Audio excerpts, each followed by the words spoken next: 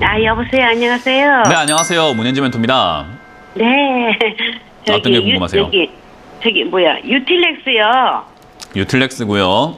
네, 7,400원에 5% 들고 있어요, 제가요. 7,400원에 5%요. 네, 그 단가를 맞추면 어떨까 싶어서요. 뭐라고요? 단가 좀 맞추면 어떨까 싶어서요. 이 기업을 왜 사셨고 뭐 때문에 들고 가고 계시죠? 더 살 생각까지 하시고 계신다는 건데 왜요? 네, 아니 뭐 특별한 이유는 없고요. 네. 주식하신 지 그냥 얼마 되셨죠? 얼마 안 됐어요. 이 기업 사신 이유는요? 이유는 특별하게 없고 그냥 옆에 있는 사람이 사라고 그러더라고요. 그래서 샀어요, 조금이요. 한 400만 원씩 들어갔어요. 돈이 많으세요?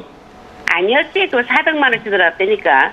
아니요, 이 400만 원이 아깝지 않으세요, 혹시? 저는 너무 아깝지요. 아까운데요. 이 400만 원을 차라리 기부하는 게 낫지 않을까 싶을 정도예요. 불우이웃한테 기부하시는 게 더 낫지 않을까 싶은 정도로 지금 투자한 이유도 네. 없고 아무것도 모르고 그냥 단가 낮추려고 사겠다고 하시는데 유틸렉스라고 하는 이 기업이 뭐 하는 기업인지 그리고 가져갔을 때 유리한 기업인지 더 사도 되는지에 대한 지식과 정보는 아무것도 없으신 거예요.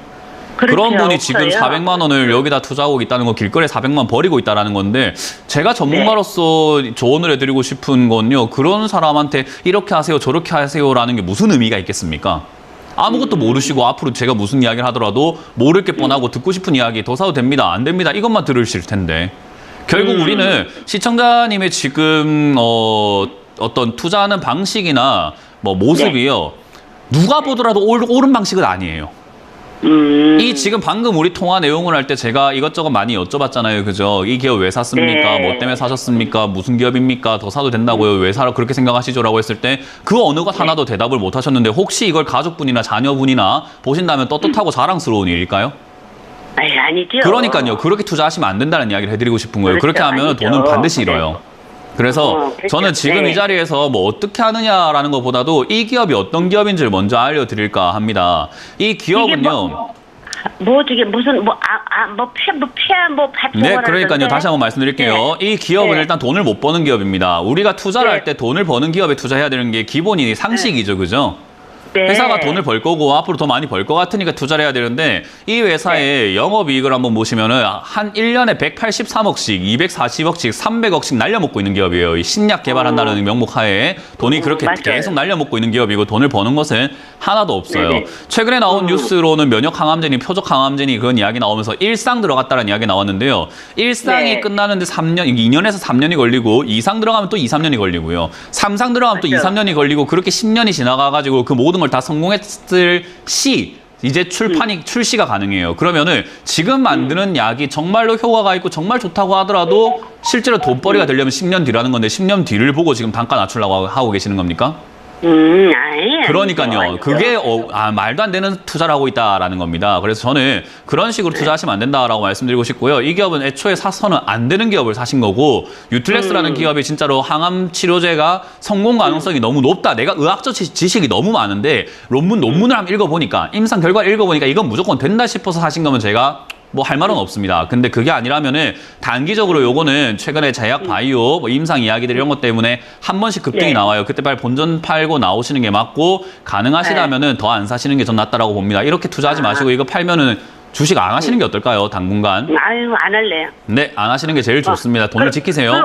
그 얼마에 팔아야 돼요? 매도해야 본전에 돼요? 정리하시거나 지금 당장 파셨으면 좋겠습니다. 마음 같아서는. 네, 아, 고맙습니다.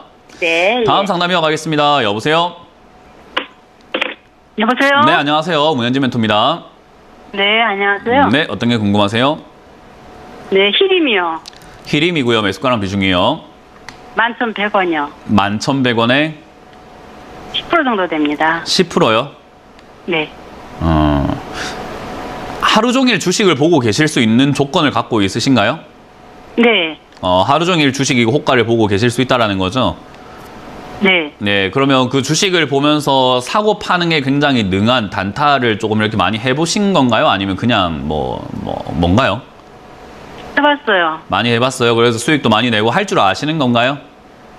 잘 못해요. 그냥 어쩌다 했고. 뭐 어쨌든 이거는 지금 단기적인 매매를 하실 수 있는 분이 아니라고 한다면은 매매하기가 상당히 좀 곤란한 종목 중에 하나예요. 네. 지금 히림이라고 하는 이 기업 자체는요, 예전에 정책 테마라든지 뭐 인프라 테마, 건설 테마 이런 쪽으로 많이 엮여가지고 올라오기도 했고, 최근에는 이제 네. 그 두바이 쪽, 두바이 뭐 공항하고 그 도시를 만든다, 뭐 그래가지고 그런 쪽으로 또 엮여가지고 쓸데없이 올라오고 있는 기업이거든요. 그런데 거기다가 문제는 얘가 이렇게 급등 나올 수 있는 가장 큰 특징은요, 품절주라는 특징이에요. 거래가 많이 없고 뭐 적은 매수 물량으로도 주가가 급등할 수 있는 그런 조건을 갖고 있는 기업이라는 거죠. 그 말은 뭐냐면 네. 주가 변동성이 굉장히 심하다라는 겁니다. 네. 올라갔다가 떨어지고 내려갔다 올라가고 이게 굉장히 심해요. 그래서 이거는 뭐 어떻게 하세요라는 조언을 한다고 하더라도 그 예상대로 가는 속도가 뭐 일주일 걸리는 그런 기업이 아니라 단 2초 만에 그렇게 왔다 갔다 할 수 있기 때문에 그 타이밍 놓쳐버리면 조언이 아무 의미가 없는 기업이에요. 그 말은 뭐냐면 상담하는 의미가 아무 의미가 없는 기업이에요. 시청자님이 할 수 있어야 되는 기업이에요. 그래서 제가 이 기업에 대해서 이야기하기 전에 시청자님이 매일 볼 수 있습니까? 할 줄 압니까? 호가를 보면서 대응하실 줄 압니까? 라고 물어봤을 때 모든 게 예스였다라고 한다면은 저는 그냥 뭐 가져가도 좋습니다. 손절 라인 정하시고 손절 타이밍 잡아가지고 손절 잘 하시고 급등 나오면은 바로 팔아내시는 단타 종목입니다. 그래서 1,500원 손절 잡으시고 12,000원대에 매도하시는데 그 사이의 변수는 시청자님이 잘 판단하셔가지고 본전이라도 팔아야 될 때가 있을 거예요. 네. 그거는 사이의 변수가 너무나 많기 때문에 지금 당장에 설명하기가 힘들어요. 이건 무조건 단타만 쳐야 돼요. 그래서 그렇게 잘 정리하시고 나오는 걸 보고 만에 하나 이게 갑자기 급락 나온다 하더라도 그냥 손절해야 되고요. 만에 하나 급등이 나온다고 하더라도 너 더 욕심내지 말고 그냥 빨리 차익 실현시키고 나와야 됩니다. 히림이라는 기업에 대해서 공부할 필요가 없습니다. 차트만 보고 잘 대응하시면 됩니다. 네. 잘 대응하시고 손절 라인 잘 지키시길 바라겠습니다. 고맙습니다. 네, 감사합니다. 네. 다음 상담 이어가겠습니다. 여보세요? 여보세요? 네, 안녕하세요. 문현진 멘토입니다. 네, 안녕하세요. 네, 어떤 게 궁금하세요? 반갑습니다. 네.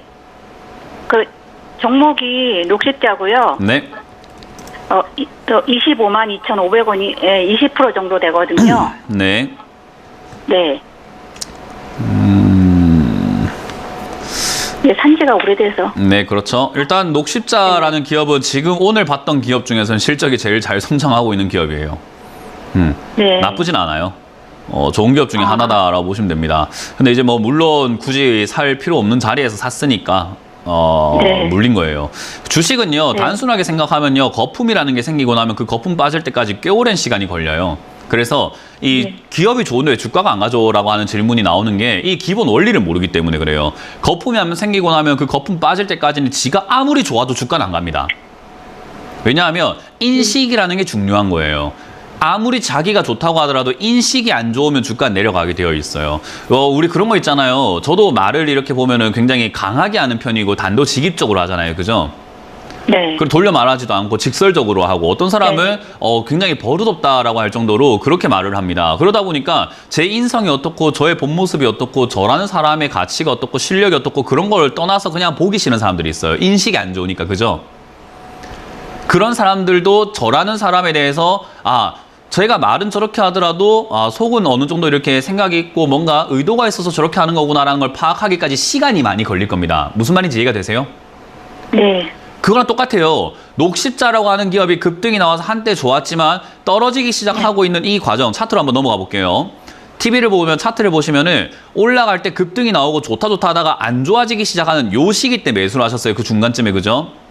네. 요 시기 때 사게 되면은 얘가 안 좋아지는 그 동안에 얘가 기업이 아무리 돈을 잘 벌고 좋아지고 신약 개발해서 대박이 나고 그런 거 아무짝에도 쓸모가 없습니다. 사람들이 이 기업에 대해서 좋구나 생각해보니까 괜찮은 기업이구나라는 걸 알아낼 때까지, 알아줄 때까지는 어떻게 된다고요? 시간이 좀 많이 걸립니다. 그래서 한번 급등 나온 종목은 절대 잡으시면 안 되는 거예요. 원래는.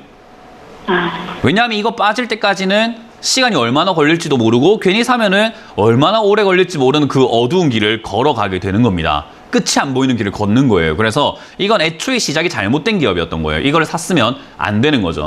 대신에 어쨌든 이제 엎질러진 물이다 보니까 여기서 이제 어떻게 할 건가라고 한다면 그냥 시간 두고 기다리면 사람들이 얘가 좋다는 걸 깨닫고 다시 올라오게 되는 기업이에요. 대신에 시간이 얼마 걸릴지 안다 모른다? 모른다. 그렇죠. 그러니까 그냥 냅두세요, 이거는. 내가 이 기업 산 적 없고 난 이거 몰라요 하고 냅두면 돼요. 좋은 기업이기 때문에 괜찮습니다. 여기서 추가 매수해야 될까요? 라고 하면 아직까지 하락이 다 끝난 것도 아니기 때문에 한참 더 기다려야 돼요. 더 떨어지게 되면 저 밑에 하는 게 더 유리한 거잖아요. 추가 매수 할 거면. 그죠? 네. 그러니 하락이 안 끝났으니 그냥 냅두세요. 밑에서 자리를 잡거나 아래쪽에 자리를 잡거나 할 때까지 내버려 두시길 바라겠고요. 적어도 여기서 뭐 15만 원대에서 한 올 6월 정도까지 버텨야 저는 매수 메리트가 있다고 봅니다. 그래서 올 6월 정도까지 이 15만 원 이하대에서 자리를 잡으면서 잘 버텨준다면은 저는 그때는 다시 한번 연락하셔가지고 추가 매수하시는 게 맞다 생각이 들고요. 그게 아니면은 네. 지금은 섣불리 나서서 뭔가를 하실 필요는 없고 나쁜 기업은 아니고 내가 타이밍을 잘못 잡았지 좋은 기업은 사신 건 맞아요. 네. 가격을 너무 비싸게 샀을 뿐이에요. 그래서 저 가격에 탈출하기 조금은 지금 당장은 어려우니까 추가 매수해서 네. 다음 상승을 노려보자. 이번에 얻어야 될 교훈은 급등 나온 쪽이 빠지고 있을 때는 절대 쳐다도 보지 마라는 교훈만 얻으면 되는 거예요. 네. 아시겠죠? 알겠습니다. 네, 이렇게 네. 고생하시는 분들이 지금 전화하는 분들이 거의 한 70%예요. 그러니까 제발 이렇게 사지 좀 마세요. 이렇게 사면 고생밖에 안 합니다. 진짜 제발 좀 믿으세요. 네, 이렇게 사면 무조건 고생길만 열려요. 제발 고생하지 않으시는 투자자들이 돼서 행복했으면 좋겠습니다. 그러면 6월 달까지 일단 기다려보고. 네, 일단 기다려서 10만 원 이하로 안 네. 빠지고 15만 원 이상 안 올라가면서 옆으로 이렇게 횡보라고 하죠. 자리를 잡으면 그때 다시 한번 봅시다. 예. 그리고 혹시 어느 만큼까지 올라갈까요? 제가 시간과 어디까지 올라온지를 안다 했습니까? 모른다 했습니까? 얼마나 걸릴지 어디까지 올라올지 알까요? 모를까요? 모른다고. 네, 상담 여기서 마무리하겠습니다. 네, 알겠습니다. 네, 고맙습니다. 고맙습니다.